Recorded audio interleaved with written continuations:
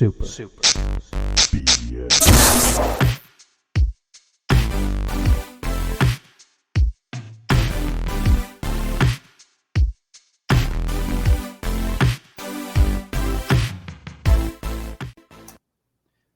Did you see that sweet video where I cast rays on you? That was I thought that was on you. No, that was you got eaten by Pac-Man. And I Oh, I thought that was you. No. Why would I cast rays on myself if I'm Audio listeners love this. They're like, we totally saw it through our headphones. This was our favorite day. Oh my gosh. What is up, everybody? Welcome to Super BS, a Gamescast about video games. Mostly, sometimes we talk about other things like Star Wars and sheds. We actually spent quite a few episodes talking about sheds. I don't know what got us there, but you need to build one. Did you build one yet? No, I have not built one yet. I got to build one. I got to put like an air conditioning unit in it because I got to move some of these animals outside. We got too many in the house right now. So I feel like you remember the cartoon Hey Arnold? Every time the grandma opened the door, there's like 20 dogs and cats run outside. Yeah. That's what it feels like in this house. How many right dogs and cats do you have right now? On right a scale now, of 1 to 10. In the house, we have 4 dogs and 2 chickens. And I just got. Why do you have 2 chickens in the house? So chickens are weird, man. You have to there's a way to introduce them to each other, and I just haven't had the time to do it. But you gotta let them be right next. So I built a little add-on to the coop outside, and I gotta let them be right next to each other for a few weeks, and then I have to introduce them to each other. But I have to stay out there for an hour to make sure that they don't kill each other. Why don't you just get a bunch of chickens at the same time so you don't have to worry about introducing one chicken at a time?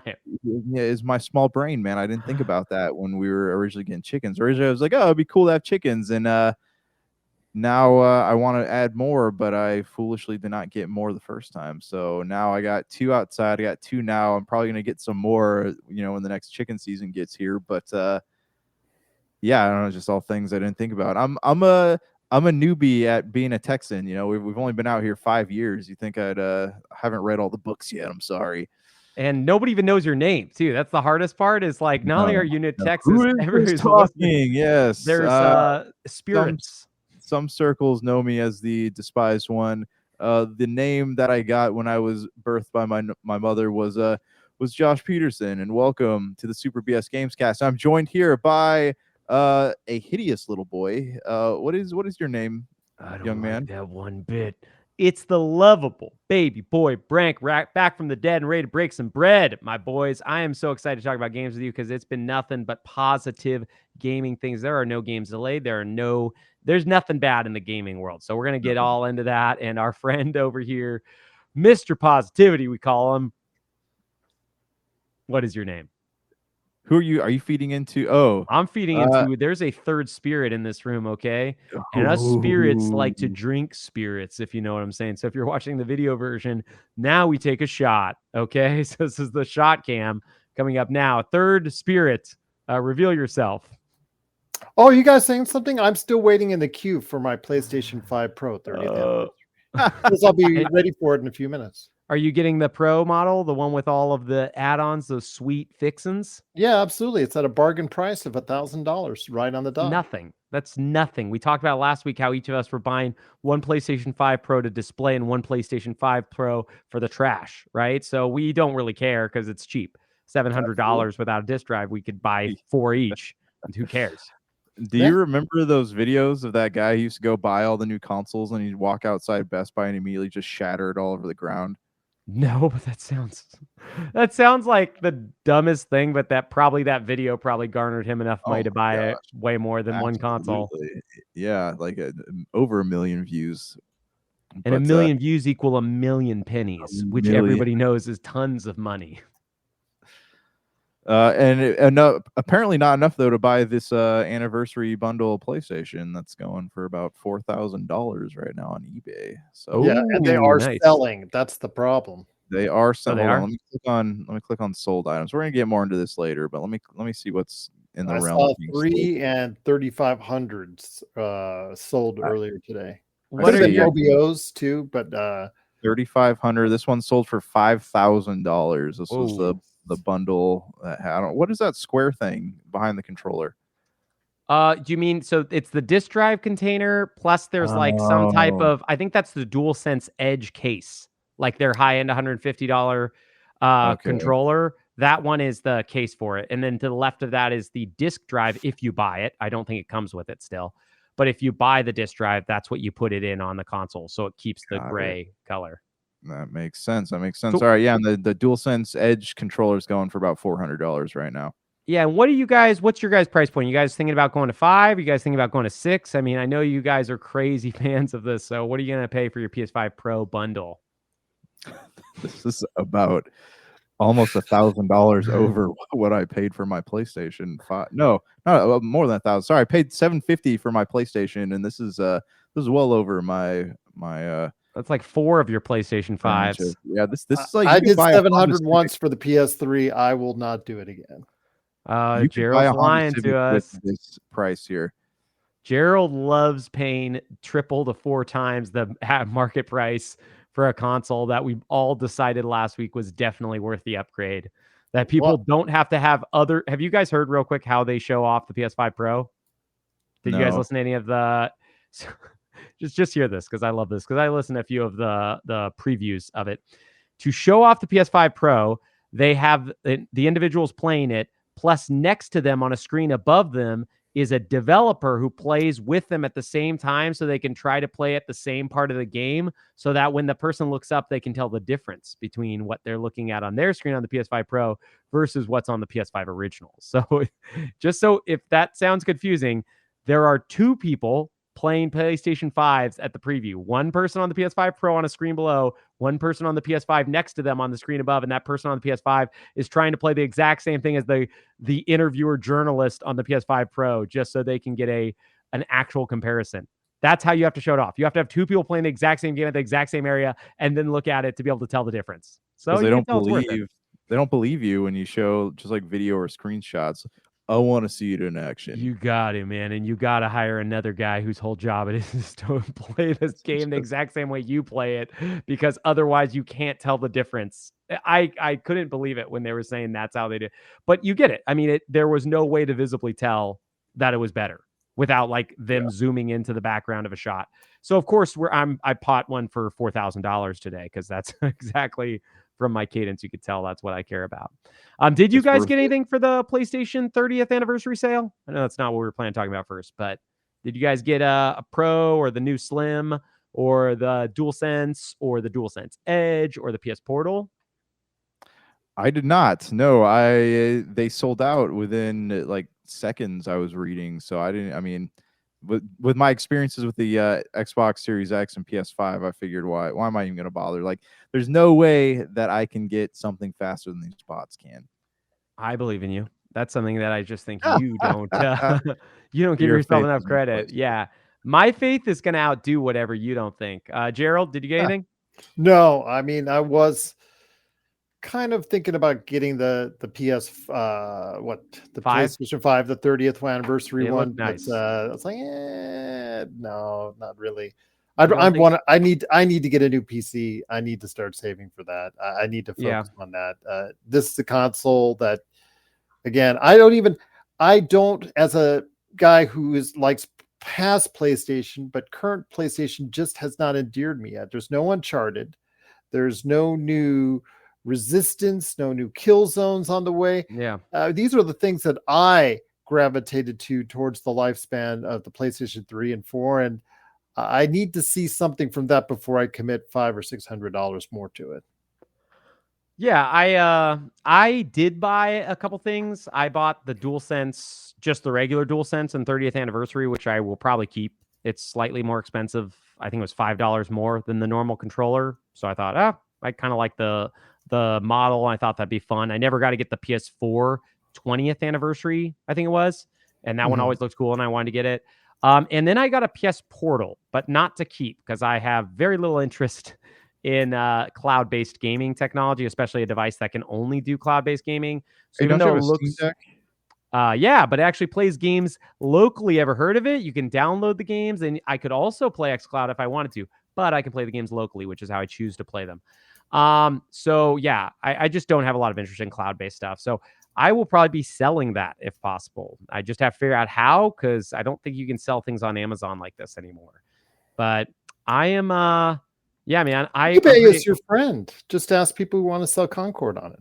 Yeah, that's what you do. You find people who are selling Concord, give them a 40% cut, okay? And then they'll sell it for you. I wonder if Sony is just like, or PlayStation is just knocking on the door of eBay and say, hey, you know what? I'm sure glad we could help your business over the course of the past 60 days. Just wanted to say, hello there. Be nice if you send us an extra cut. Concord prices dropped to about $80, man. 80? It's the long game. It's the long game. I'm doing the long game. We're gonna see. It was retail was like $39.99, right? So about $40 away from the original price. Well, that's double. That's literally double still the price, though. That's good, right? That's what that's what you money grubbing people want, is double your money. I'm over here just trying to sell PS Portal like an honest person for only double the price I paid for it. Okay. So you guys over here in your greedy Concord ways. I'm just I'm an honest, hardworking, humble PS Portal seller, and I'm just trying to sell that PS Portal. Hard work, man. Yeah, this is real hard work. Me on the PS Portal farms, and you guys over there with your Concord, you filthy Concord people. What else happened? What else happened besides the 30th anniversary for PlayStation? What's been going on, my boys? All right. Well, let's pause for a minute and go back and talk about what it is that we have been. What have we been playing? I'll start because I don't really have that much to report. I've been nothing. I've gotten I've gotten pretty far in Astro's Astrobot game. Yeah, I started. So I realized last week that the little like floating stars, when you circle around them enough time, they open up little like bonus levels. So I've been playing some of those. I gotta say, man, some of those are they're tough, man. Yeah, what world are you in? And don't spoil any of the end of world levels, because those are very cool. So I am on the third one, so not the monkey. You're on the snake? Yeah, I'm on the snake right now. Okay, honestly, that game is so good. It probably is my favorite game of this year. It is just such a fun game. Yeah, no, it's pretty great. It's just it's so simple too. It's such a simple concept, simple game, and you can sit there, like my kids are sitting there playing it, and they can't get enough of it. Like they'll sit there and play it for like 4 or 5 hours in one sitting. So yeah, I mean, kudos to PlayStation for doing something like that. I know we talked about this last week, but we do need more platformers. That would be really great to kind of see that call back to the games of yesteryear with more newer platform games. Yeah. But Gerald, you been playing anything new, man? Still in the Dyers of Oblivion, trying to go ahead. I put another 10 hours this past week since I last talked to you guys into it, and I'm still trying to finish the campaign before I go back to Shivering Isles and Knights of the Nine and all the great stuff. But I will say again about Oblivion, it's not the best looking game. It's not the best technically run game, but I think it really set the bar high for the time as far as content. Some of it's rudimentary stuff, some of it's fetch quest. I get it. I understand it. But at the time, it set the precedent for what you would want an open world game to be. Plus the content that was added on to it was probably the best, horse armor aside. DLC. Yeah, horse armor was the best. I agree. Yeah, horse armor was the best. No, we're kidding out there, but we love it. We're not kidding. Knights of the Nine and Shivering Isles were just probably the best DLC of that period of time. I think Shivering Isles and what DLC was it called? No, was it called Far Harbor? What was the Fallout 3 DLC where you went to like the bayou? No, Far Harbor was 4. There was a very, very fun one for Fallout 3 where you went to like the bayou, and it was let me see, it was very good. Those are my two favorite. Point Lookout. Those are my two favorite DLCs. And I think honestly Shivering Isles is the best by far. Like it's way better than Point Lookout, but yeah, those are like nonstop some of the best. So I remember Shivering Isles or Knights of the Nine, one of the two. There was a pretty bit, like the difficulty level jumped pretty high going into one of those expansions. I can't remember. I think it is Shivering Isles. I think it's Shimmering Isles because it's with the madness. Yeah, I watched the stream last night. Somebody who's actually in it right now, and it looks. I vaguely remember playing it in 2007, but yeah, it from my memory and what I saw last night, yeah, it looks hard. Yeah, all the old tricks that you incorporate in Oblivion, like jumping up on rocks and shooting down at people. You have to have agility, super agility through things. Yeah, it didn't really help you that much anymore. Running to the end of the Oblivion Gate and not fighting a single enemy so you can finish them as fast as possible and not level up. Yeah, we all did those tricks. That was the towers. Remember the some of the gate structures were at the top of the towers, and you had to get the sigil all stone. the way up. Yeah, that's right. And I remember having to time my jumps, actually like jump down into the next part of the corkscrew, trying to skip the Daedra guys. Good times. Those were one of the best times. Just the days we'll never forget. All right, Branky Poo, what do you got? What are you playing, man? I hear that you're playing a new game that's based on a franchise I've been playing. Nobody knows about. It's a little tiny independent franchise. I only play indies, okay? That's why I've been playing Plucky Squire and UFO 50. But oh wait, have I only been playing those? I've also been playing Metaphor Ari Fantasio, the demo prologue, which just came out on PlayStation, Xbox, and Steam. 'Tis very good. I only just started it because I didn't have that much time to get into it because I've been playing a littler game that no one knows about called Legend of Zelda Echoes of Wisdom, which just released on Switch. And it is a banger. Yeah, nines. IGN gave it a 9. It's really good.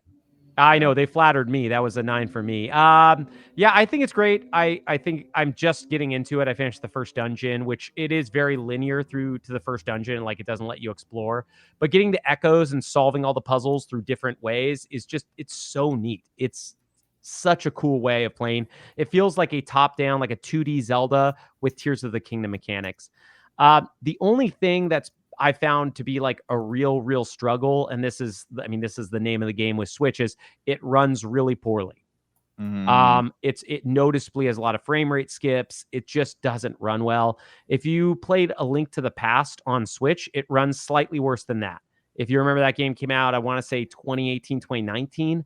That was the other one that looks like this one, right? Yes, I believe it's the same development company, Grezzo, and they also did the 3D Ocarina of Time and Majora's Mask remakes. Okay. Let me see if that's a Grezzo game.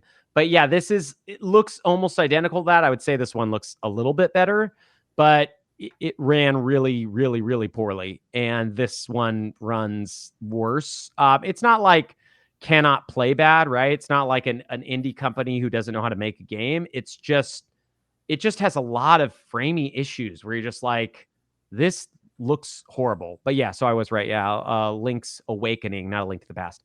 Link's Awakening was Grezzo as well. So they kept like that same art style and they just improved upon it. It is fun, like jumping over gaps using beds and finding trampolines and dropping stuff. I will say where I'm at, the combat is pretty boring.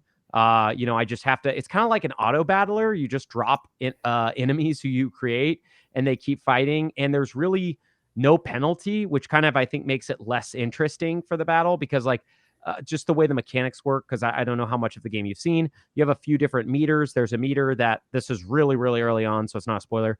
You can essentially become Link for a short period of time. And and you could recharge that through picking up things and increase that meter. And that allows you just to hit stuff with a sword and jump really high because you can jump in this, which is new to 2D Zeldas. And then you can drop items on the map, whether they be enemies that will fight for you, that you get echoes. It's so far every enemy I've fought, I've got an echo for, which is kind of cool. Or like items like beds and chairs and tables and trampolines and brushes and stuff. And maybe not chairs, but the other ones were true. The one thing that's kind of frustrating is you get this little dude that follows you and he upgrades through it seems like dungeons. Like I got one upgrade and it was just like, hey, I did a dungeon. Now I can do 4 of this thing. I have 4-bit blips versus 3.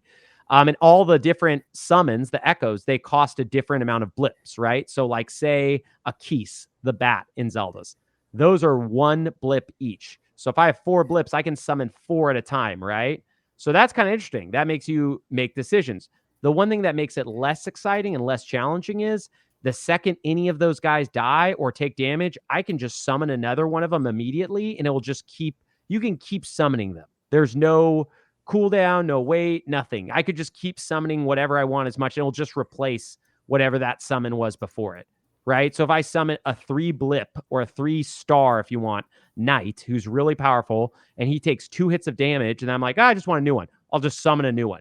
So stuff like that I can tell is already going to make it like less challenging mechanically, because it's just like, hey, I could literally just drop guys over and over and over again. I have to wait for them to fight. And sometimes they don't like fight each other very well. They'll like walk slowly across the map, and they're like, it's that is, I think, its biggest flaw. Did you guys know a lot about the game and the mechanics, or no? Well, I mean, we saw on that initial video as far as the ability to go ahead and clone something and be able to utilize it. I mean, I don't know how exciting for a lot of people. Like, oh, I could put a stool on top of another stool, like woohoo, and use that as a way to go ahead and get you to another area. I mean, to a certain demographic, that was just something that's really cool mechanic. To others, that type of mechanic is just, or that type of gameplay is just not going to appeal. So I think it's, again, from what I've seen, it looks like it's a really good addition to Zelda. I know it was kind of a risk to go into that direction as opposed to the previous Zelda iterations that had really gotten the eye of a lot of people. In fact, the one that's upcoming is still, looks like, from what I've seen, it's going to be fantastic, especially when it comes out on Switch 2. They just are able to go ahead. Nintendo, I don't know why they don't share that technology or anything, those type of secrets, those trade secrets with third-party developers, but they are just able to get things out of a Switch that no one, save maybe Hogwarts Legacy, that, if you like that port, I mean, it was a very popular port. They just don't, they're not communicating to these third-party developers why that their stuff is so good, and everybody else just is not able to translate that kind of excellence to a third-party platform. Yeah, I mean, what you brought up makes me want to bring up another thing, which I'll talk about in just one second.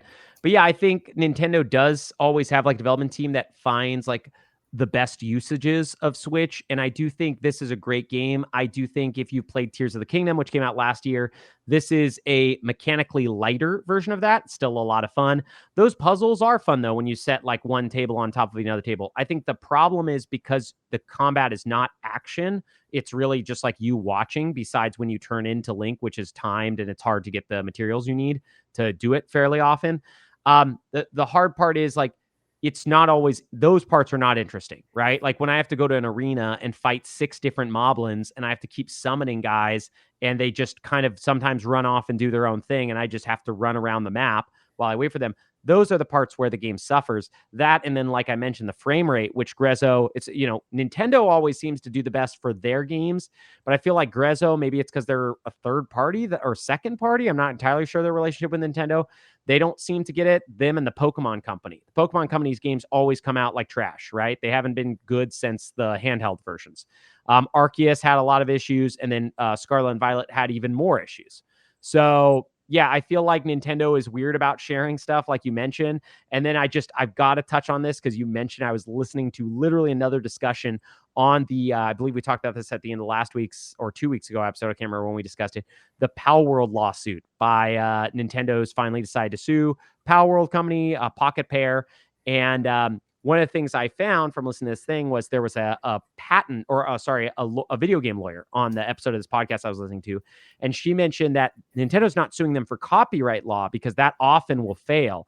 They're suing Pal World for patent law. So Nintendo has filed dozens and dozens and dozens of patents saying like, hey, if you make a game where you throw a ball and capture something, we can sue you. So, like, it's funny that this individual said that because technically Nintendo, if like a game like Koromon, which is another Pokemon-like, made enough money, Nintendo could then go and sue them, right? So Nintendo's done this before to other companies, which I think we've discussed in the past. And I mentioned the book where they made all their money. This is kind of what they like to do. So yeah, it is funny because I think we look at them because they're masters of gaming, right? They always make these fun games for people of all ages. But in reality, we always discuss like Sony is right now kind of being dirtbags about a lot of things like pricing and stuff.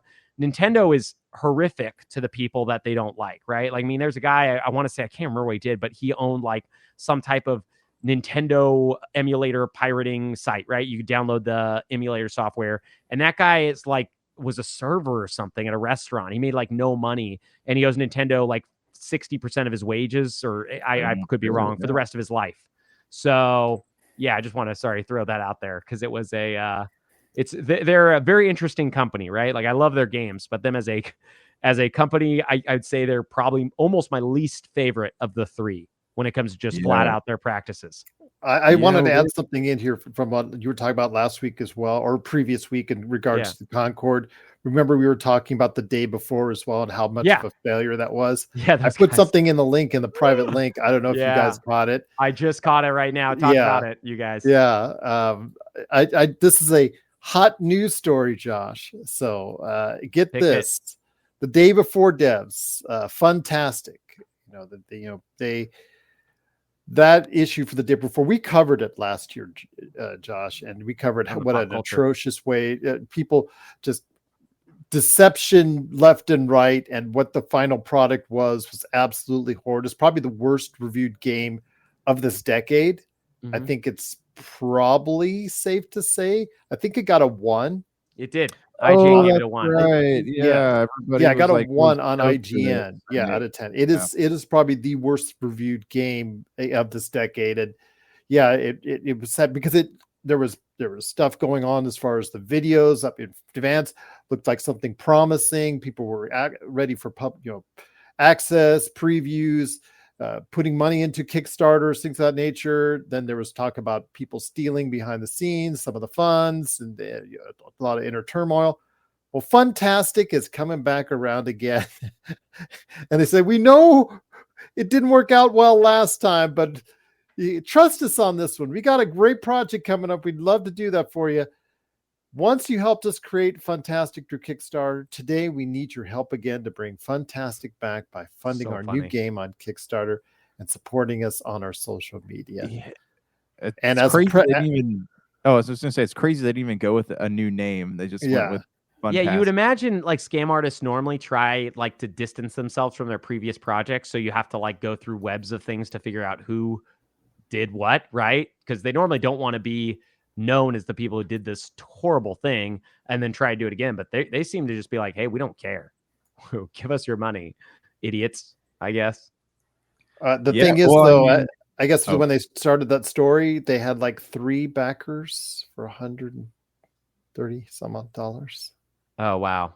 Hey, I wouldn't even be surprised if those 3 backers are them or their friends, or you know what I mean? Like that's generally how those things have to work. As somebody who had a failed Kickstarter for a real project, I can tell you a lot of the backers are family and friends. And the day before, the fact that they were ever able to be successful to begin with was insane, right? And it's hard for anyone to be successful. And then they did put out something. It just was essentially like scam.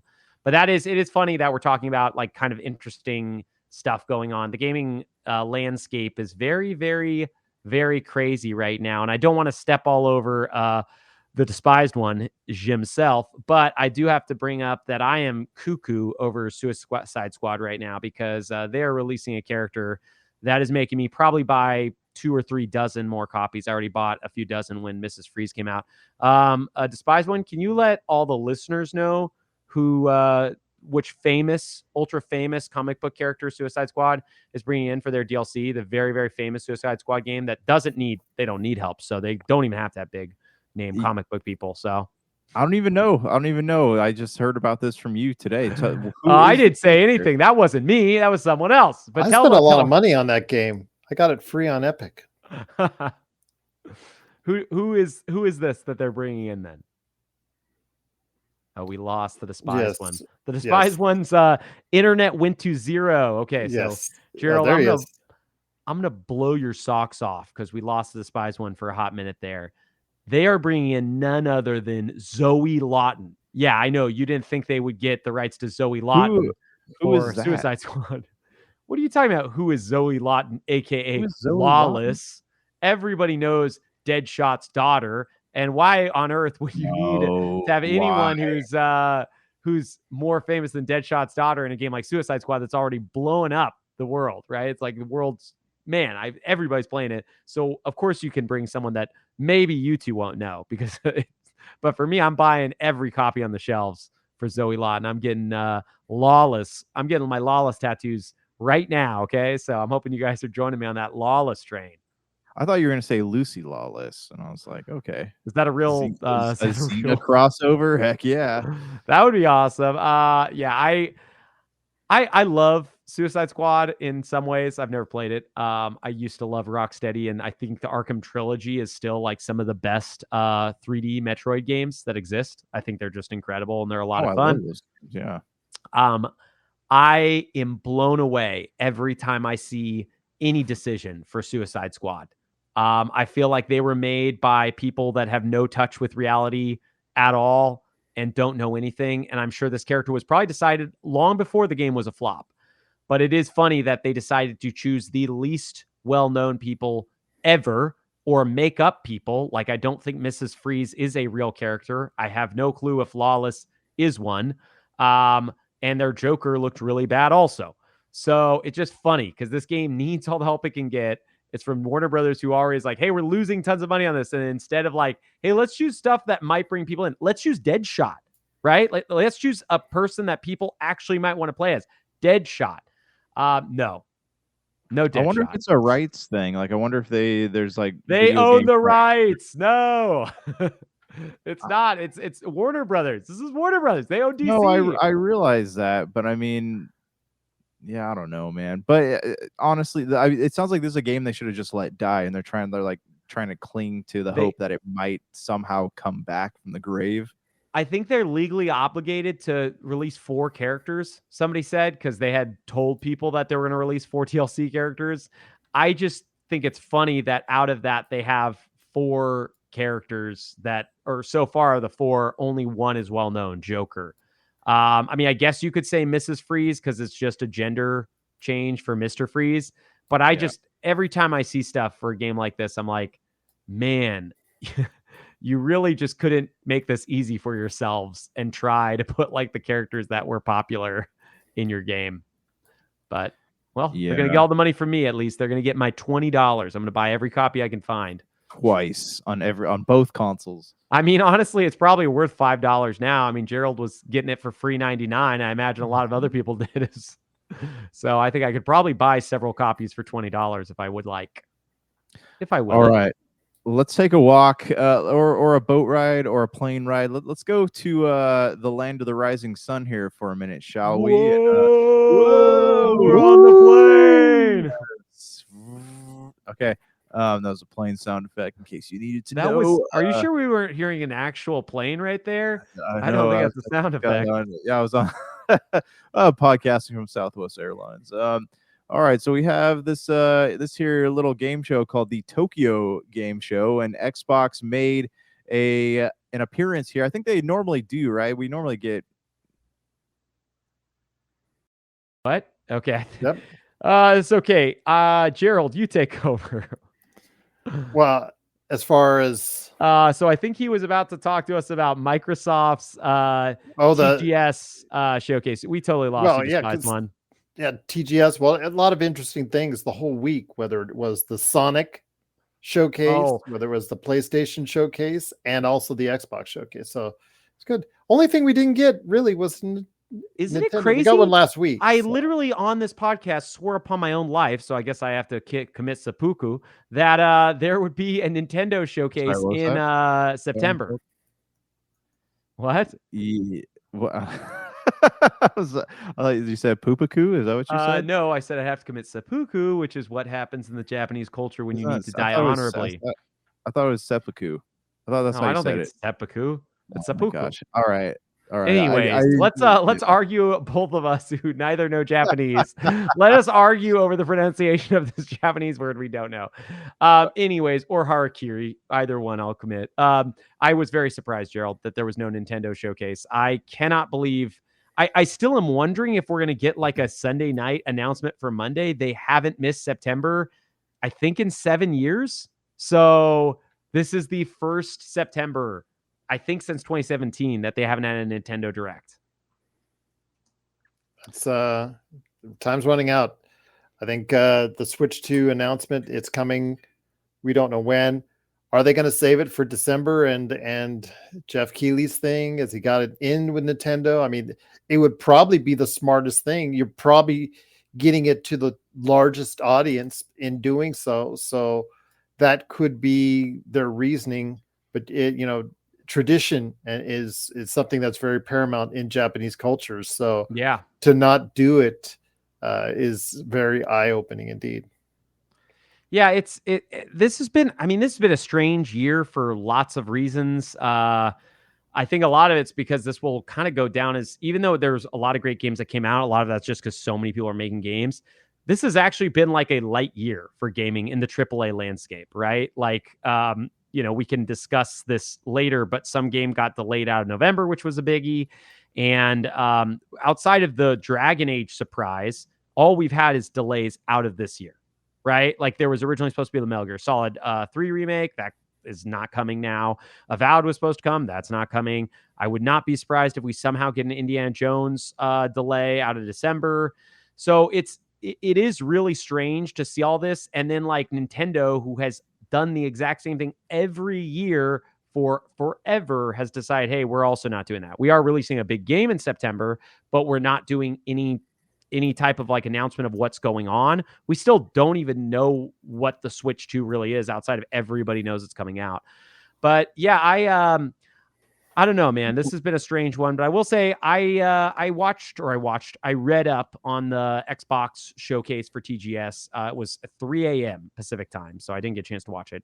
And it was neat. It was not what I was hoping, but it was like a pretty good one for them as far as their TGS showcases, considering they're a Western company through and through, and they generally don't do big TGS displays. What do you guys think of it? And who wants to go over what they announced, the biggies? Well, to add to your point, I had mentioned last week that my wife was recently in Akihabara. Yeah, Akihabara. And she, which to everyone out there is the video game paradise area, street, whatnot, just building after building of video games, used, new, what have you. And she was going through a 7th floor of a building, which was just nothing filled with pop culture and stuff, action figures and video games. And there's a huge section for PlayStation, a huge section for Nintendo. And I'm like, you see any Xbox? And she couldn't find Xbox. And it's there, but it's harder to find, and it's looked down upon in that country. They've always been great about offering Japanese titles for the console. I think that's something they've always struggled with. To be fair, they tried, right? Like their original Xbox and their 360, especially when Japan was like the centerpiece of power. Think about it. They got the guy who made Final Fantasy to do 2 exclusive RPGs for them, right? The guy who should be the biggest. Lost Odyssey, which is probably one of the best RPGs of that generation. Blue Dragon, which was really cool with Akira Toriyama art, right? And even before that, they had Sudeki on the original Xbox. Like they did try, considering they're a Western company, and you don't get like, Japan is like, we always think about the US as being like nationalistic or all these problems like xenophobic, blah, blah. Japan is definitely that. Like, I love Japan. Everybody's super sweet there. But when it comes to like the way their companies act, it is not like hey, we're in it for every country on earth. It is a Japan first country. That's what happens when you have homogenized groups of people who all live together, right? They all look the same. They all speak the same language. They all want to help each other out. They're not there to help out another person, the foreigner, right? Especially in Asia, where it's like, this is like, we are very, very different culturally from them. So yeah, I think I can't really blame them. And again, I don't blame the Japanese people. Xbox systems were always giant. The Japanese people live in small places, right? Like a lot of the stuff didn't make sense. I wouldn't be surprised. One of the reasons why PlayStation 5 is selling so poorly is because of the size of it. Like it's a monster, right? The Switch and now PCs are kind of the only thing selling well in Japan. I do think like a portable Xbox could help them. But the problem is so many people's libraries are already set on either Sony consoles, Nintendo consoles, or PC at this point. I just think it's too late for Xbox making waves in Japan. So I think when they do this, it's for us, right? It's for the Westerners who like the Japanese games. That's what they're doing when they're bringing these games over. It's not for the Japanese people when they go to TGS. That's my opinion, at least. How do you think the PC Games Pass market is over there? You think they got a lot of takers for that? I don't know a ton about it. I just know that PC is slowly gaining like relevance over there. But I mean, for me, I think PlayStation had a huge footing through the PS4 era. I do think the PS5 pricing plus limited availability, plus the fact that it's more expensive in Japan, is making it a less appealing console, right? And the Switch is just Japanese people. When I was there, they have books in their pocket and stuff. They still like to read. They like to do stuff portably. They're on trains for long periods of time. They don't always have a ton of time to sit in front of TVs.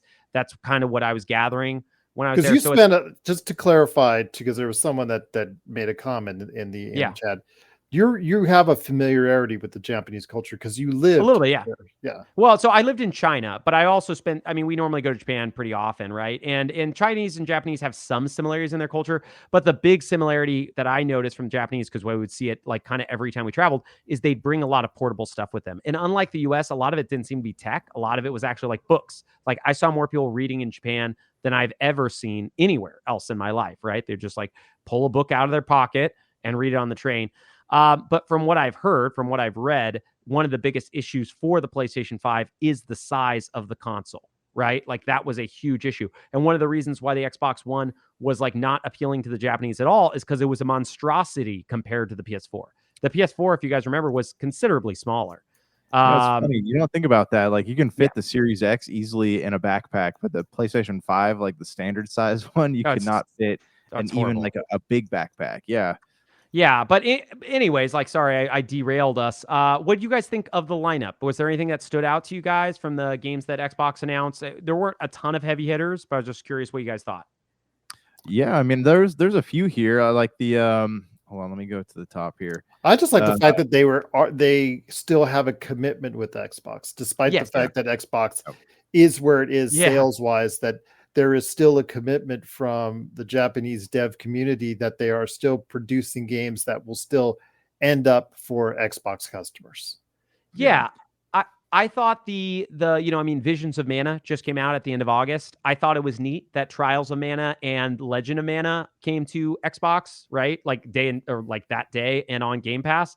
I would have loved it if they would have brought the Collection of Mana, which I still think is exclusive to Switch, and potentially the Secret of Mana remake that's on Steam and PS4.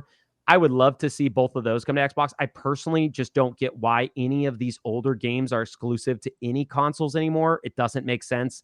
They're not getting some upper hand. No one's choosing their console based off of the Mana collection being on Switch. So I would have loved to see that, but it is nice, right? It's a step in the right direction. Was there anything that you liked, Janky? Yeah, so this is the first time one of the Atelier games is getting an Xbox release. So I'm curious to see how that will do. But yeah, I mean, I enjoyed the last Atelier game. I took me a few times to get into it. But yeah, Atelier Ryza, and then 3 was the last one to come out, and it was a PS5 exclusive.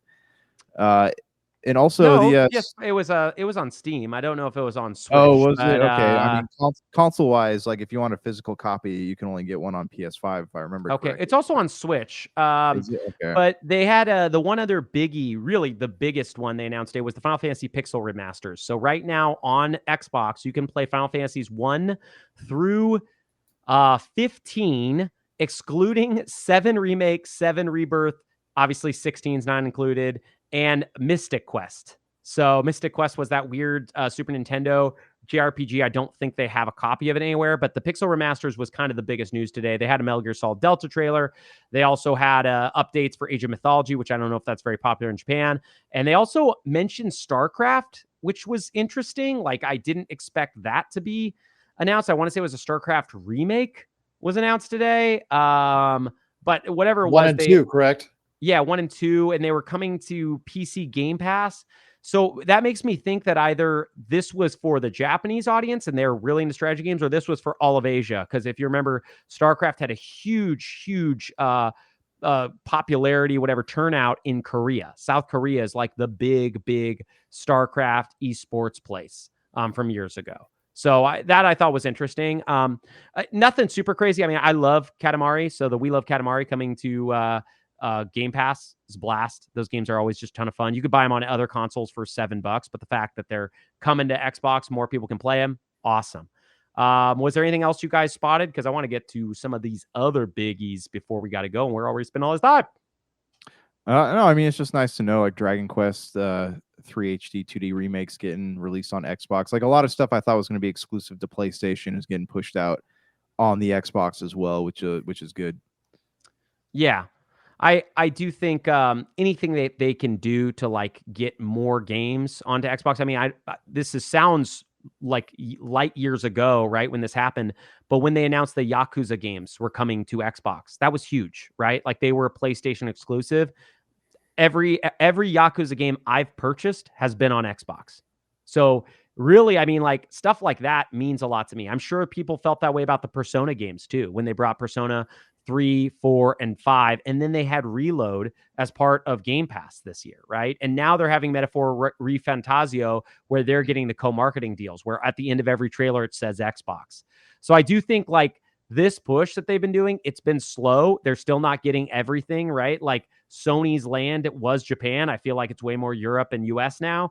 But I do think like Microsoft's doing a pretty good job of trying to do what they can to get people excited when they're like, hey, you don't have the games that we want. You don't have games from Asia. They're like, hey, we're doing it. We're trying. It's taking forever, but we're going over there. Yeah.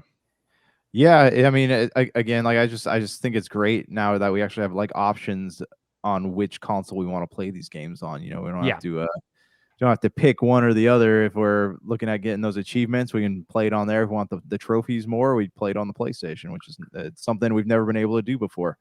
Yeah, and if we want to be able to play it wherever we want, you just buy it on Steam, and then you get it on Steam Deck, and then you play that wherever you want. And everybody has a Steam Deck on this podcast. That's why we do a Steam Cast. This is actually called the Super BS. We changed to Super SD, Super Steam Deck Gamescast. So we just changed that on you guys this week. So we'll just flip that little emblem at the top right, and there we go. All right, so we also had the Sony conference, and then I guess we could talk a little bit about Assassin's Creed Shadows. What do you want to start with? They're both biggies. Well, let's finish off Tokyo Game Show. Unless you want to mention the Sonic. I think you got to mention Sonic. Oh my gosh.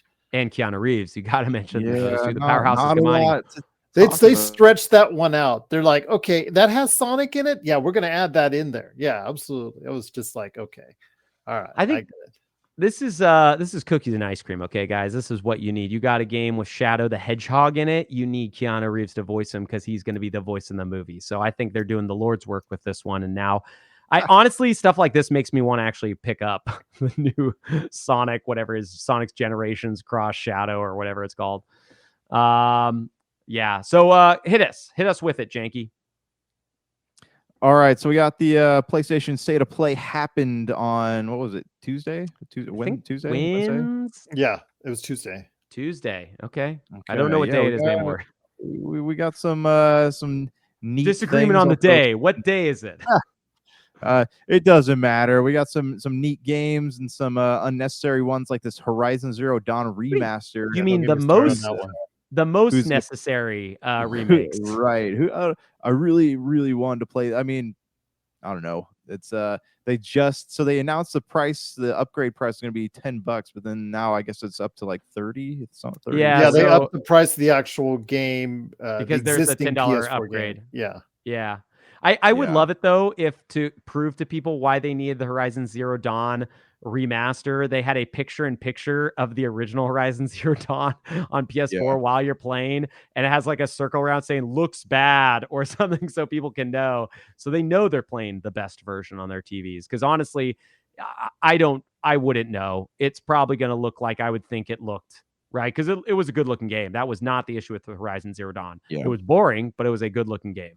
A little too soon for a re-release like that, though. But I mean, I guess we're at that place in gaming history where everyone wants their franchises on the same console. I mean, look at the Master Chief Collection. Well, what's the other remaster that it really doesn't need to come out very soon? It's not the Quarry. What's the other one? Oh, Until Dawn? Yeah, Until Dawn. Yeah, that was another one. I honestly think we're days away from the Order 1886 or whatever getting a remaster. That I would buy. I would buy. Like, keep those remasters coming. We need more. I'll go get my the Order 1886 shirt. I'll bring on my lanyard out here. Yeah, absolutely. The game, the look, I love the world, but yeah, the game, they need to remaster that game. They need to extend it they need to double the playtime. Need to go ahead and make a second one, and then just man, it's just one of those games. The whole game. Were we talking about one of those games that was just not reviewed very highly that you love? That's one that I don't know why I love it, but yeah, absolutely. I mean, I'll admit, I played the first 2 hours and I thought it was really cool. It's a beautiful game for the PS4. It's absolutely one of the best looking games on that platform. But I will say it is funny that Sony is they are telling people what remasters they're going to get when everybody on earth is screaming remaster Bloodborne, right? I'm one of those people as well at this point. I would pay $60 for a Bloodborne remaster if it had 60 FPS. I think most people would, because it's really hard to go back to Bloodborne at 30 and there's no option. There's no PS5 patch. There's nothing to do. But instead of that, they're going to remaster a game that ran at 60 FPS 4K on PlayStation 5 already, and then charge you either $10 or $50 if you want to buy it new in a store. Blows my mind. Literally blows my mind. Because we've been super negative, though, there was some pretty cool stuff. I was stoked that they're doing a Lunar remaster. The old PS1 RPGs, those were very rare RPGs, Silver Star Story and Blue whatever. You can't find those on PlayStation. You go to online, I think they're still pretty expensive. You go to mom and pop gaming shops, still can't, very rarely can see those hundreds of dollars. Yeah. And then I thought the Astrobot, the additional levels, I thought that was great. I was kind of a little bit bummed out it wasn't a blind drop. I thought it was going to be play it today, right? But it wasn't. It's hey, coming out. A game that I already mentioned earlier, Pal World, is coming to PlayStation 5 today, but not in Japan, which is funny. Interesting, yeah. Yeah. Well, because the lawsuit's happening in Japan, so that's why they didn't do it there. But go ahead, sir.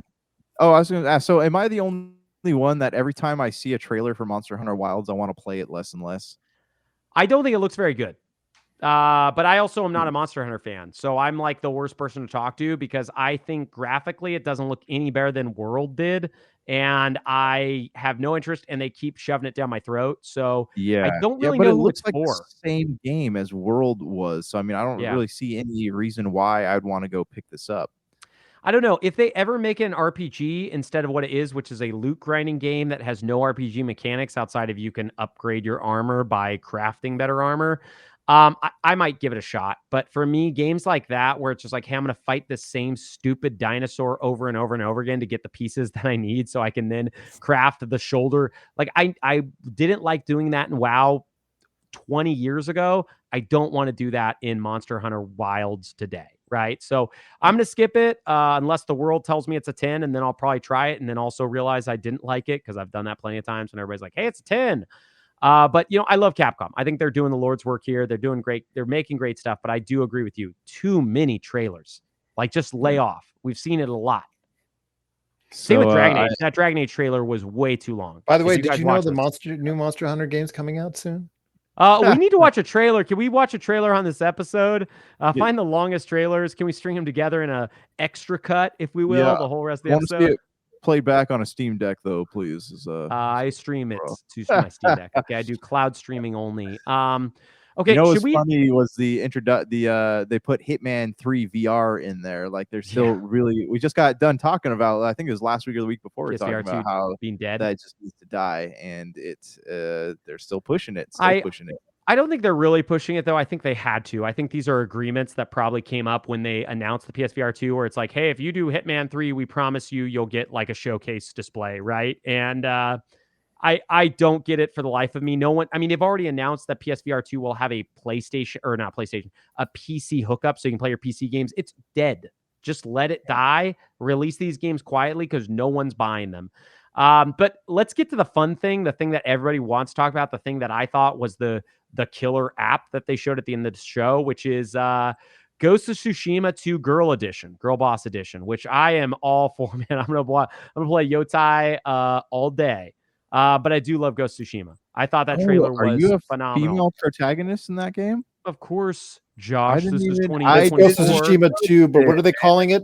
Ghost of Yotei. Ghost So of it's actually Yotei. taking place on a Hokkaido, the northern island, which is actually crazy dope. So what's the? I mean, we don't know what the story is here, but I'm it's assuming 300 years after Chin Sakai. We do know enough about it. And of course, people are complaining because it's a female protagonist. Yeah. That doesn't really matter to me that much as like I really wanted to play more Jin. with Yeah, me too. Jin. Yeah, like I got it really Yeah. Man, your internet attached keeps... to that character. Jin. Yes, I got attached to Jin as well. The despised Yeah. one's internet is despising him today. I will say, like, I kind of feel the same way too. Like, I have no issue with Ghost of Yotei being a female, or Yotei. I think it's Yotei, but I don't know. A female protagonist. I do think Jin Sakai, they were setting him up to actually be like a character I cared about, which is, yeah, I mean, that would be just him and Kratos, you know? Like, the people in Last of Us are all too, like, evil for me to like them. And I don't like the Horizon games. So Aloy is not my favorite character. Hey, so it was can we pause kind for of a minute? Yeah. Real quick, Ice and Fire just called you out. It's 400 years later, not 300 years. Oh, okay? really? Yes. You Okay, sorry, Ice and Fire. I hope you enjoy House of Dragons, because I know you are a big fan of House of Dragons. I know you love that only. This is Songs of Ice and Fire. Anyone else want to call out Brank? Feel free. You're not allowed to call me out. Max Gaines says, I will not play that game. I do not want to play as a woman. She is not even good looking, because I guess that's a requirement. I didn't know that was a requirement. I will quote the former Sony head responding to that. His quote was, if you don't like it, don't buy it. Simple as that. Is that what he said? Yeah. Oh, about Ghost of Yotei? Pretty blunt. Oh, really? Okay, I mean, like, for me, like I said, I don't care. I played Last of Us Part 2. It was one of my favorite games of 2020. I was Sean Layden, by the way. Okay. A lot of people could leverage a lot of criticisms about Last of Us Part 2 if you want to, whatever, woke, whatever culture you want to say. If the game's fun, I'm all for it. I do think pushing every single main character to be a female protagonist right now, which definitely seems to be the thing, it's getting old, right? It's getting a little bit old, but whatever. We were guys for 10 years. So I guess this is the punishment is you just never get to choose. Just write her good, right? Because I chose Cassandra in Assassin's Creed Odyssey. She was a super dope character to play as. She was way better than Deimos or whatever the guy's name was. He was like, his acting was less good and stuff. Just make her a good character, right? Just make her cool. Have her have like a real arc. Don't have her just be someone who knows everything from the very beginning and then like never grows and doesn't need to learn, right? Because that is the character who Aloy is. And Aloy's not fun to play as. She's like a know-it-all who's already good. Oh, Alexios. Thank you, Ice. Alexios, yes. Alexios, yeah. And like Aloy is a character who never needs to learn anything. There's no progression for Aloy, in my opinion, right? Like she just learns story beats. Like the first 20 minutes of the game, you got to see a little bit of Aloy. Oh, you mean like when she loses her dad, right? Like that. But I'm just saying as like the whole rest of the game, like Jin Sakai has an arc, right? That game has a really cool Japanese spaghetti Western samurai film arc, right? Where at the very end, you feel pretty different about Jin than you do at the beginning. Like he changes a lot as a character. That's all I want to see. If they write her well, that's good. The only thing I get sick of is like, hey, we got to do this, but we're also not going to write the character well. Just don't do that. Just spend some time on it, right? Yeah, I mean, as long as it's good. Yeah. And then they have those sweet bamboo chop side quests. You know I love those. Yeah. Just, I hated the haiku stuff. I hope they get rid of that, where you have to like look around for the word. Like I ended up just like choosing whatever word I could the fastest possible. I thought they all never strung together well. I tried to make them cool at the beginning. And I was like, oh man, these all are lame. But I love like the sitting in the sauna, the chopping the wood. I thought like I love that game. I mean, that was like easily my top 5 games of 2020. But yeah, I'm hoping it's great. That's all I want is it to be good. I may be, joking that it's Girl Boss Edition, right? But it is like, that's just how every game is. The other game that we're going to talk about at the end of this podcast also has a Girl Boss Edition, right? So yeah, it's as long as they write her well, I'm all for it. I cannot wait for this game. It will probably be one of my favorite games of 2025 because reality, games don't even have to have the best story for them to be the best because they're gameplay. which just make it fun too. And Well, I'll be stoked. okay, so you know what was something big about Ghost of Tsushima that I enjoyed was that the game was tied into a historical event. So That was cool. Character. So I mean, if this does something similar, I think it'll be fine. But like I said, we didn't really get too much of a glimpse into what. Again, I just don't like to get into those semantics, Josh. I just ask, is this game fun? If this game is fun, I'll play it. If this game is not fun, I don't care who the antagonist is, the protagonist. The protagonist. He was just saying though, he was hoping that the game is like going to be semi-historical, not like actually historical. But Max Gain, he was like, I'm just not going to play it because the protagonist girl, she's not good looking. I'm just like, I don't care. I just want the game to be fun. If she's super hot and the game stinks, it doesn't matter. I agree with you, Gerald. I do think like it's fun to talk. I mean, it's not fun. It's interesting, I guess, to talk about these things just because like we see them a lot more culturally. But at the same time, like when it comes to actual like gameplay, that's the most important thing, right? For me, it's like, hey, gameplay is number one. That's why we play games, right? Otherwise, this would be a visual novel podcast. We would be talking about games where you just choose, this A. I clicked A, and now I go to A storyline. But then if the story's great, right? Like there have been games where I got sick of playing the game, but I was excited to see the story. There aren't a ton of those, but there were a few of those in my life, Yeah. And as long as they do those two, I mean, you can make me whatever character you want.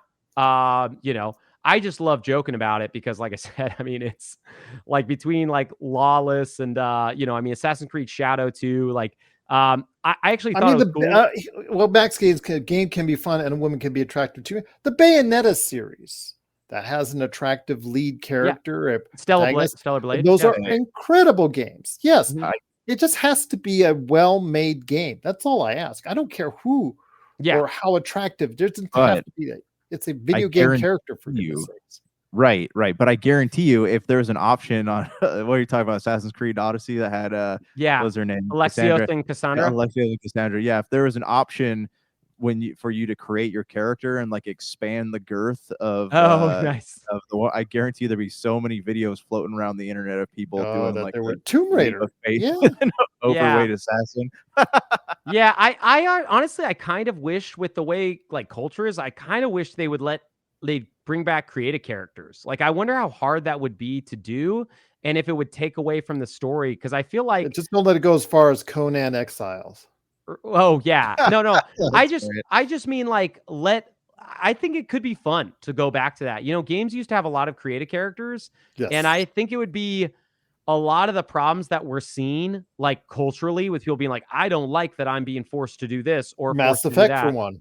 Yes, Mass Effect is perfect, right? Mass Effect's one of those things like, hey, if you wanted to put a pronoun thingy in and you want to put this, who cares, right? Like, just play it the way you want. Yeah, let the person make the character and do the thing. I will say, like, I thought Yasuke was cool because I'd heard about him as a character. I read up people were super angry because he's not a real samurai, blah, blah, blah, the character from Assassin's Creed. But whatever, he actually existed, right? Like, so it was cool. They took a historical person who was working for like a samurai or something. I can't remember what the actual story is. Nobunaga. He was working for like a feudal lord or something. So, I mean, there's like legitimately historical realness tied to that character. I think people coming against him is a little bit lame. But I mean, it was par for the course of what we expected. Let me ask this: in Max Gain, he did mention earlier. He said he thought it was disrespectful towards Japanese culture. So, I mean, that is a really we're not Japanese, so I can't. I can't. Yeah. So the really interesting thing that Max Gaines is correct about, but the funny thing is, like, the fights are happening, I think, here. I don't know if they're happening in Japan. They seem to be happening in Western culture. Wasn't that mostly like sent a petition out to Ubisoft? Yeah, back when they first made that announcement, he's asking like, "Hey, if you're gonna tell our stories, please be respectful to our culture." Yeah, so that's actually an interesting thing about both of these games, right? These are like a tale of two games right now because we're talking about Assassin's Creed Shadows and Ghost of Yotei, right? Is like they are both Western game companies making these games about Japan, right? And truly, we haven't had a Japanese company make a great open world game in this ilk, right? They had Rise of the Ronin, which came out this year, that did let you create your own character. I tried it out, but it wasn't that great. It was actually, in my opinion, it was the worst of like the Neo-like games that they've made. Only slightly better than Wolong, which I didn't like very much. So yeah, it is funny, right? Because these are two areas where it's like, I feel like, I guess we don't have a leg to stand on outside of we're also pundits just giving our opinions, because yeah, we aren't Japanese people. I don't know how to feel about it, right? Like, but I also don't know if the Japanese people living really know how to feel, because this is like, I don't know, 1,000 people, 1,000 years. We won't know until February, won't we? Yeah, I know. Well, yeah, I am, like I said, I'm curious about all this stuff. This is like a really big cultural thing over here and over kind of all the Western countries. There's the groups that's like, hey, just shut up and don't say anything about it ever. There's the groups that are like, hey, this is so lame, I'm not going to buy the game.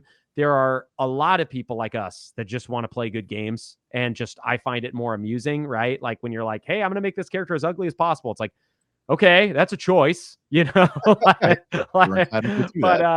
yeah, you could do that. But again, Concord didn't like fail because of all that nonsense. It, in my opinion, right? It failed because it was a $40 free-to-play shooter in an already crowded market. It wasn't just that the character models were as boring. That was unremarkable in every sense. Yes. So similarly, these games, if I don't think Ghosts of Yotei is going to fail because of the female protagonist. I truly think as long as they spend the time and dedication, and I'm not the biggest Sucker Punch fan. I didn't love what was the superhero games that they released before this? The PS3 game and then PS4. Infamous. Infamous. I was never the biggest Infamous guy, so like it's really hard for me to say like, oh, Sucker Punch can do no wrong, right?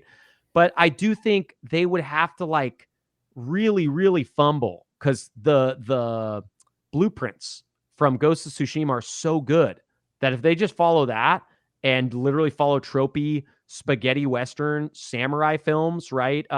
Who's the famous director? The Japanese one from the late Kurosawa? Kurosawa, right? Like if they follow what they did with Ghost of Tsushima, which is pretty much just make a ripoff of his films, right? It will be great. It will be a ton of fun. That gameplay is fun. Assassin's Creed Shadow is in a more interesting boat because like I turned on Far Cry 6 recently. It was part of Game Pass. I don't know if you guys played it. Did you guys play Far Cry 6 when it came out a couple years ago? No, never got around to that one. Anyways, it's on Game Pass. I liked Far Cry 4. I hated Far Cry 5. I loved Far Cry 3, right? Far Cry 3 and 4 were great. Far Cry 6 sucks. Not only does it suck in that it's not a fun game, but it's also like pushing stuff down your throat over and over and over again the whole time. So you're already like not having fun because it's not very fun to play. And then they're forcing you into long cutscenes where they're like giving you political lectures, right? That's my opinion of Far Cry 6, right? I didn't get very far. I played it for 2 hours and just got bored and shut off and deleted off my Xbox. Great part of Game Pass. So I am a little bit worried about Assassin's Creed, right? We didn't get talked about it yet, but Gerald, if you want to fill everybody in on what happened to Star Wars Outlaws, Ubisoft has a reason to be afraid. Well, there was obviously, we talked about all the divisiveness about the character itself, the lead character being a woman, being not the most attractive woman in people's estimation. Uglifying her, to be fair. That was the funny part. It hasn't sold to projections that has made the shareholders in the company happy, which is probably the main reason why they are delaying Assassin's Creed Shadows to February. So the people who wanted this game to do poorly got their wish, apparently, because it's not meeting expectations at this point in time. Yeah, and to me, to be honest, like I could care less the fact that they uglified the character. I do think it's like the funniest thing ever that when you look at a picture of the person, it's a model, and then you look at the game model, and it's the opposite of what they used to do to games. But anyways, for me, it was. So do you think that was like a conscious decision that they did that? I have to imagine, because I mean, Stellar Blade, it came out this year, and we saw what they did. Like, if you saw that was also a model they used, and then they released a game where they made a character who the whole point was highly attractive character, right? But none of that stuff matters, right? In actuality, my opinion, why Star Wars Outlaws did poorly is because in my estimation, the reviews weren't great, right? And people would say, oh, it came out to good reviews. It came out to 70s, right? People had a lot of issues. For a $200 million, Yeah. or in case of Concord, now it's gone up to $400 million game. Yeah. You need more than sevens to get things going. And if you read the criticisms or listened to them like I did, like it turned me off the game. Failed checkpoints where if you're doing stealth sections and you get caught, it makes you restart the whole section. No leveling up a mechanic. They instead decided to use the mechanic they've been using in the Far Cry games, where it's like you have like up to 4 levels, right? And that's based on your gear and all this other stuff, right? Which I just find that way less interesting. So anyways, sorry, I know we're probably getting the end. I saw that we got thank you to new subscribers. That's what I didn't want to, but yeah, so I think that Outlaws definitely had some real issues that weren't just like the cultural ones. And I think that this is the right call for Assassin's Creed Shadows. I know it's not what Ubisoft wants to, but I think if they have bugs, because that was another thing that people complained about Star Wars Outlaws, they said it was really buggy and people lost progression. And if you remember, the people paid $100+, they lost their saves before the game came out because they had to reset everything. So it's like, you don't want to do that, right? Like, you don't want to punish the people who are your biggest spenders. It's not consumer friendly. No. So that's never stopped them before, though. Like, remember, Unity was bug ridden when it came out, and they pushed that out anyways. But with the eyes, with just the eyes. I remember when I used to, when I wrote stories on that. Yeah. Don't you guys remember what happened right after Unity? They released Syndicate, which was supposed to be a much better game, and then they stopped making Assassin's Creeds for a while. They literally stopped. That was right when they took a break, and then they came back with Origins, where they rebooted the whole series. So we're at a weird point where, like, from what I heard, Assassin's Creed Valhalla made $1 billion. It was one of the biggest selling Assassin's Creed games ever. But it's not remembered fondly. I don't think anybody's putting Valhalla as their favorite Assassin's Creed. At least I'm not. I don't know anybody who is. So that's not exactly what you want, right? Like, sometimes your game has higher sales when the past one was great. The next game is the one that suffers. So I think they're worried with Shadows, and rightfully so, right? Like, what does Ubisoft have to show since 2020? A Mario and Rabbids game that sold poorly, a bunch of free-to-play games that disappeared. Avatar. Dude, has anyone talked about Avatar since it came out last December? Like, I haven't heard one person mention it. Yeah. No, I mean, it's one of those games. Like, I think it was literally 2 weeks later, the price dropped from it was like $60 down to 40, and now I think you can get it at Walmart for about 20 or $30. Yeah, it's for me, I'm at that point where it's like they are very close to, and I don't know who can buy them, right? When we saw the Microsoft Activision buyout, like, I feel like that set a precedent for, like, no one's going to be able to buy these big companies anymore. They're just going to put FTC lawsuits against them till the end of time if anyone tries to buy them. So they might just go under, right? Like, this is a real, I think, fear. Now, they might get bought out by someone else, but they don't have a lot. They've got Assassin's Creed and like some old games like Splinter Cell that are incredible that they haven't touched in years. So what did they release this year? Skull and Bones and Outlaws? I mean, literally. Sorry, to be fair, though, they knew Skull and Bones was doomed, but I think they had already, like, their foot was too far into it in order I still think, like, PlayStation did it, and we're always going to remember them releasing Concord, but if they would have just never released Concord, I think we would have had a much higher favorable opinion of Sony's first-party output. By the way, I think you are really selling one of the major IPs for Ubisoft short in Just Dance. I really just am very offended that you did that. I mean, you used to own a store. I'm sure that's like actually their #1 game, but I've heard it's been declining recently. My girls, I got one for my girls, like I think Just Dance 2023. But yes, it is funny because you actually, when you buy it, there's no cartridge in the game. It's just a download. Yeah, it's a code. So would you guys get it on Switch or is that on everything? Yeah. You just buy the Switch. Well, we got it on Switch. Oh, but you just buy the Switch, and it's just like the Switch version of it. And it's, there's just, you open up, it's just a code. And I'm just like, the funniest thing about Just Dance is I feel like it's somehow getting worse. I feel like I hear that Just Dance, the most recent one, is one of the worst ones they've released. So it's like, how is that possible? You guys have made the same game every year. How is it possible you're making it worse somehow? Like, it's not rocket science. You're doing the same game. So, yeah, I mean, yes, you are right. I forgot. I'm underselling that. I'm also underselling whatever that stupid Rainbow Six, though. No, Rainbow Six. I got one more. I got one more for you guys. the Prince of Persia remake. Remember that did back on the 360? Dude. Game What was about Prince? Amazing. Yes. What about Prince of Persia this year? That game was also incredible. But the problem was it was a $50 2D Metroidvania. I don't feel like a lot of people picked it up, man. Not making good choices. So it's hard. Ubisoft, I mean, if this podcast was 4 years ago, or even when we first started Super BS, boy, we had nothing but praises. I mean, every Ubisoft game, I was like, give me more. Give me another one. And then they just made these bloated messes where I'm like, I don't want to play another one. And now I'm like, I'm ready for it. I was excited for Shadows, and they're pushing it back. And now I'm like, well, when's Ghost of Yotei coming out? If it's coming out like 2 months, if it's a March, April release, which I doubt it is. Yeah, that's what they're saying. It's the same quarter. They're saying that I was reading something that said they were going to be almost going up right against each other. So if they go up right against each other, then they're in trouble. If they are, then I would suggest Assassin's Creed Shadows moves into November of next year, right? Because like truly, if it's like a month difference, I'm not buying Shadows.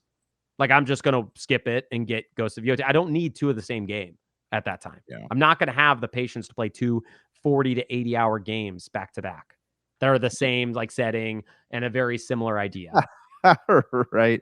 Okay, so the more concerning thing I tell you about Assassin's Creed Shadow is the fact that, and I quote, it is the biggest Assassin's Creed game we've made to date.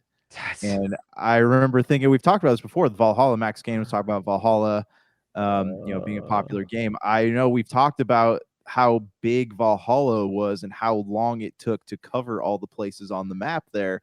And if this game is bigger than that, I can't imagine, people grinding it out to the end of it. Yeah, I hope you're wrong. Let's just put it that way. I just hope you're wrong, because Valhalla was way too long. Okay, Max Gain was saying Valhalla was popular because Eivor is a male, white, attractive. Max Gain, though, real quick, you could have also chosen a female Eivor, and I didn't get to they have like some switcheroo right at the very middle of the game. Jank, you beat it with Valhalla and the gender of the character.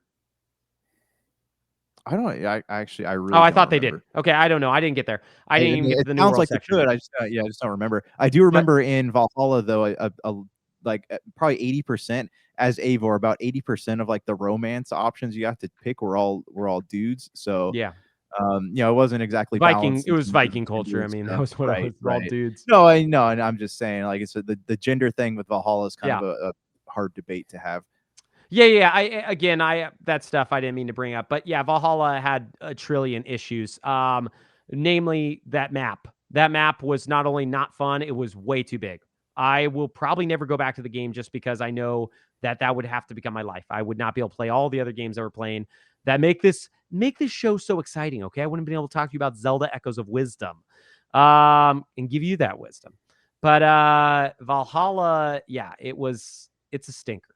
Not the worst Assassin's Creed ever, but I think in my mind, it's a Unity, like in that level, right? For me, it's like Odyssey 2, Origins, which is really close to Odyssey, and then you got like 1, Valhalla, all these other games that are still, good, but they're not my faves. But I know we've been talking for forever, my boys. Are you guys getting tie? I'm a little baby boy Brank. I got to get some Betty by soon. If you watch my shows, you realize that my panelists usually are very long-winded. So I have no wind in me, Gerald. I've used all my wins. I like the no. I don't even know what your no is to, Max, but I guess it's a no to we're not ending this show. That's what he's saying. Definitely don't end. I'm tie, boys. Do you have a lot more to bring up on those Ubisoft fronts or those Sony TGSs? No, I mean, last thing I did want to talk about that Alan Wake add-on. I thought that was going to be a Control sequel because they had protag from Control talking, and then said it was an Alan Wake add-on, which is weird because you'd think that they would have made a sequel to Control by now. And in this time, Alan Wake's a chick. just to get Max Gain furious. No, I'm just messing with you. No, yeah, the Alan Wake stuff is. I thought Alan Wake 2 was about as boring as can be. I played it for an hour and a half, and then it committed the sin of all sins in gaming to me, which is it did not allow me to save in that hour and a half of playthrough. And I do not play games that play with my heart that way, that don't allow me to stop. I don't like that. Dude, that is like Kingdom Hearts 3 is a bad game for a lot of reasons. That's my main issue with Kingdom Hearts 3 is like not letting me save whenever I want. Kingdom Hearts 3, you suck. So, anyways, that's how I like ending every podcast. Well, I want to ask one more thing for Josh because he's our resident Hellboy expert. Are you kind of bummed that the latest Hellboy is not going to be released in U.S. theaters? They just announced that it's only going to be released in UK theaters only, and it's coming just straight to digital here in the U.S. You know what? I was bummed, but then I started reading like people's early thoughts on it, and everyone's saying it's pretty terrible. So I might not feel bad about missing that one in the theater. I think he's going to fly to Europe just to watch that Hellboy movie because he loves it. Is it called The Crooked Man?